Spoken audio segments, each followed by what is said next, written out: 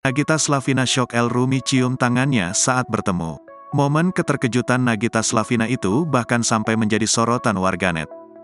Dalam video yang beredar, El Rumi dan Maya Estianty berkunjung ke rumah Raffi Ahmad. Saat bertemu dengan Nagita Slavina, anak kedua Ahmad Dhani ini pun langsung menyalaminya. Bukan hanya itu, mantan kekasih Marsha Arwan ini juga mencium tangan istri Raffi. Akan tetapi, sikap El Rumi tersebut membuat Nagita Slavina terkejut. "Aduh, masa cium tangan?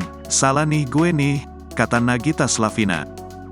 Melihat reaksi Nagita Slavina, adik Al-Ghazali ini lantas mengungkapkan alasannya bersikap demikian. El Rumi mengatakan hal tersebut merupakan hasil ajaran orang tuanya sejak kecil. Tak hanya itu, dia juga mengaku memanggil semua teman orang tuanya dengan sebutan tante atau om. Ucapan tersebut ternyata juga membuat Nagita Slavina protes.